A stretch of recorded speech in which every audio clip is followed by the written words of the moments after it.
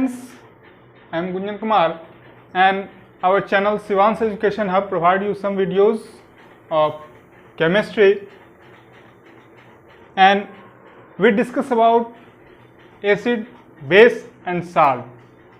This is the second chapter of class 10th of CBSE board and let's start now.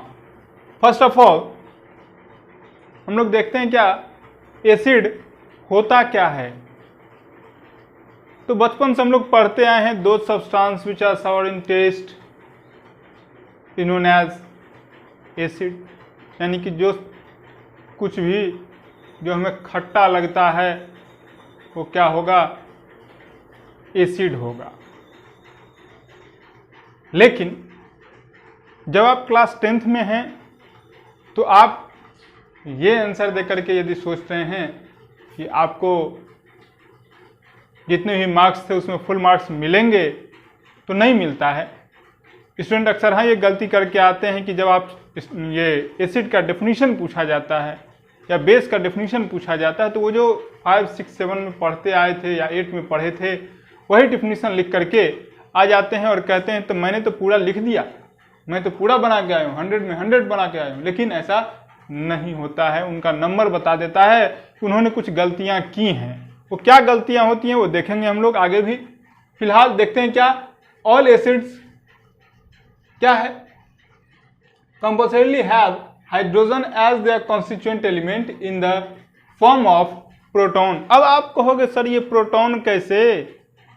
हाँ, proton में होता क्या है, 1 unit positive charge.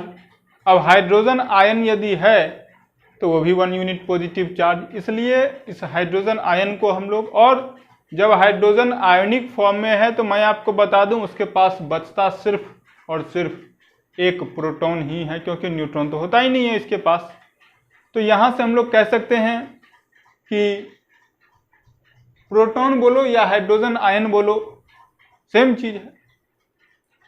तो इसमें आपने क्या देखा कि जितने भी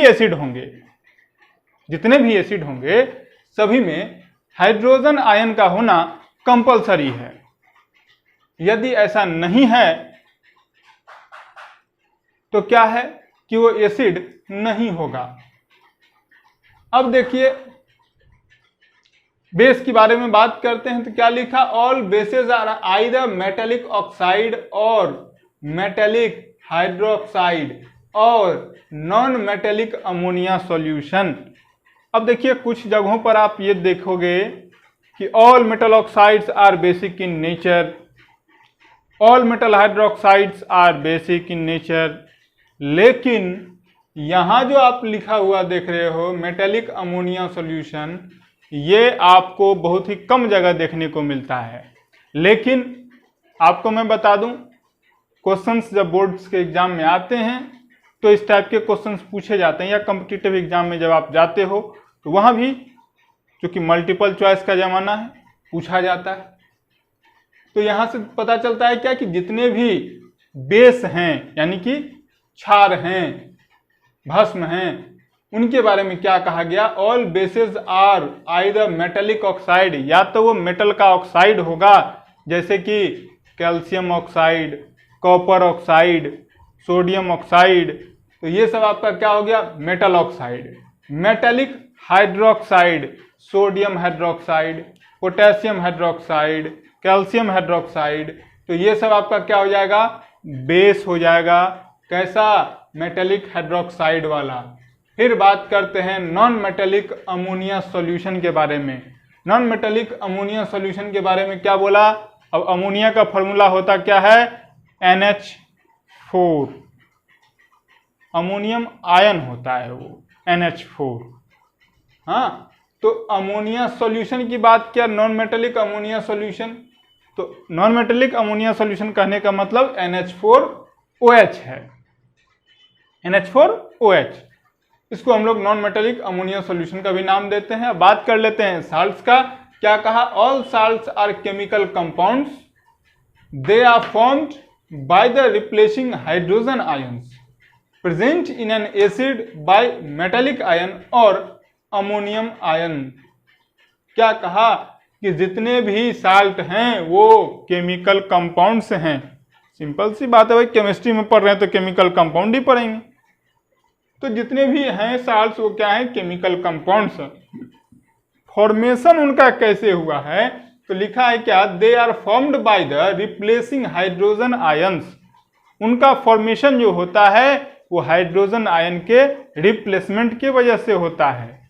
अब आप देखो, जैसे सोडियम था, सोडियम हाइड्रोक्साइड था और HCl था, तो HCl में से हाइड्रोजन आयन रिप्लेस हुआ और क्लोरीन आकर के जुड़ गया और सोडियम हाइड्रोक्साइड में से OH हटा और हाइड्रोजन के साथ जुड़ गया। तो यहाँ हाइड्रोजन आयन रिप्लेस हुआ तो जो बनता है नया कंपाउंड, वो कंपाउंड क्या कहलाएगा, वो कंपाउंड आपको कहलाएगा साल्ट। जैसे सोडियम क्लोराइड, पोटेशियम क्लोराइड, ये आपका क्या है, साल्ट है। अब बात कर लेते हैं इंडिकेटर्स की। इंडिकेटर्स कहने का मतलब क्या, लिखा है क्या कि an indicator is a dye that change its colour when it put into an acid और बेस। इंडिकेटर क्या है, तो एक डाई है। इसका काम क्या है, तो बस ये कलर चेंज यदि कर जाए, किसी भी सब्सटेंस में यदि हम उसको टच करवाएं और उसका कलर चेंज कर जाए तो पता चलता है कि दिया गया जो सब्सटेंस था वो एसिडिक था या बेसिक था नेचर में। लिटमस की बात करते हैं तो लिटमस एक नेचुरल इंडिकेटर है। लिटमस क्या है, एक नेचुरल इंडिकेटर है। लिटमस सॉल्यूशन जो होता है वो पर्पल डाई होता है, पर्पल कलर का होता है, which is extracted from the lichen plant. Lichen नाम का एक प्लांट होता है, समुद्री है, वहां से ये निकाला जाता है, एक्सट्रैक्ट किया जाता है। The natural litmus solution is purple. अब सिंपल सी बात है, ऊपर तो पता ही लिखे ही थे, litmus solution is purple, is a purple dye. It means neutral litmus solution का जो कलर होता है वो पर्पल होता है। It turns red in acidic solution and blue in basic solution. अब आप कहोगे सर लिटमस पेपर तो दो ही टाइप का हम लोगों ने देखा, एक तो रेड और दूसरा ब्लू, तो वो इसी कारण से आपने देखा। अब क्या है कि दो सब्सटेंसेस हुज स्मेल, यानी कि जिसका गंध चेंज इन एसिडिक और बेसिक सॉल्यूशन, एसिडिक या बेसिक सॉल्यूशन में जो चेंज कर जाएगा तब उसको क्या नाम देंगे, तो उसको नाम देते हैं ओल्फैक्टरी इंडिकेटर। ओल्फैक्टरी का मतलब होता है स्मेल, ऑर्डर। तो ये क्या है, ओल्फैक्टरी इंडिकेटर्स का काम क्या है कि ये इसका जो स्मेल होता है, जैसे आपका प्याज है, प्याज में क्या है कि अपना स्मेल चेंज करता है। अब दिया गया सब्सटेंस एसिडिक है या बेसिक है, इस पर ये डिपेंड करेगा, पढ़ेंगे हम लोग इसके बारे में। अब ओनियन और वनीला, ये दो आपको एग्जांपल्स हैं यहाँ पर, ओनियन और वनीला ये आपके दो एग्जांपल्स हैं। यहां से आपको याद रखना है कि इतने में जो आपने देखा, इसमें आपने एक चीज देखा कि all bases are either metallic oxide, तो O2 माइनस मैंने लिखा, मेटेलिक हाइड्रोक्साइड तो OH माइनस लिखा है। फिर नॉन मेटेलिक अमोनिया सॉल्यूशन की बात किया, तो नॉन मेटेलिक अमोनिया सॉल्यूशन के मतलब NH4OH था। Word acid comes from the Latin word acidus meaning sure. Latin word है एसिडस जिसका मतलब होता है खट्टा। ये एसिड वर्ड वहीं से आया है। अब acid are defined as compounds. Acids are defined as compounds which contain one or more hydrogen atoms, and when dissolved in water they produce hydronium ion H3O plus as the only positive charged ion in that solution. क्या कहा कि acid को हम लोग define कर सकते हैं वैसे कंपाउंड के रूप में जिसमें हाइड्रोजन जरूरी रूप से होता है, और जब इस हाइड्रोजन कंटेनिंग कंपाउंड को हम वाटर में डिसॉल्व करते हैं तो ये हाइड्रोनियम आयन प्रोड्यूस करता है, और उस सॉल्यूशन में सिर्फ एक ही पॉजिटिव चार्ज आयन होगा जो हाइड्रोनियम आयन होगा। हाइड्रोजन जो है सारे एसिड में कॉमन होता है। हम लोग यहाँ एग्जांपल देख रहे हैं, HCl को जब आप H2O से रिएक्ट करवाते हो तो क्या होता है, H3O+ और Cl-। H2SO4 को जब आप H2O से करवाते हो तो H3O+, SO4 2-। HNO3 और H2O का जब आप रिएक्ट करवाते हो तो भी आपको क्या मिलता है, H3O+ एंड NO3-। तो ये क्यों मिला, क्योंकि आप ये पढ़ते आए हैं कि एसिड अपना एसिडिक बिहेवियर तभी शो करता है जब वो वाटर में डिसॉल्व हो जाए, और डिसॉल्व होने के बाद होता क्या है, एक्चुअल में कंपाउंड जिसमें हाइड्रोजन होता है वो अपने में से हाइड्रोजन को छोड़ देता है, एलिमिनेट करता है। तो जैसे ही एलिमिनेट करेगा तो हाइड्रोजन चार्ज फॉर्म में आ जाएगा। इसीलिए आपका जितना भी एसिड है उसमें हाइड्रोजन का होना कंपलसरी है, यानी कि ऑल एसिड्स हैविंग हाइड्रोजन। इसका मतलब ये नहीं कि जितना भी हाइड्रोजन कंटेनिंग कंपाउंड होगा वो एसिड होगा, ये नहीं हो सकता। क्यों, H2O न्यूट्रल है, एसिड कहां से हो जाएगा। अब बात करते हैं hydrated hydrogen ion that exist in the solution of the acid is called hydronium ion. Hydrated ion जो होता है, यानी कि वाटर के साथ जो हाइड्रोजन आयन अटैच हुआ है उसकी बात कहता है कि ये हाइड्रेटेड आयन हुआ, exist in the solution of the acid is called hydronium ion. Hydrated hydrogen ion जो एग्जिस्ट करता है एसिडिक सॉल्यूशन में, उसी को नाम देते हैं हम लोग क्या, हाइड्रोनियम आयन। दिस फिर भी हम लोग सिंपल वे में समझने के लिए क्या करते हैं कि H+ से ही हम लोग इसको डिनोट करके बढ़ जाते हैं।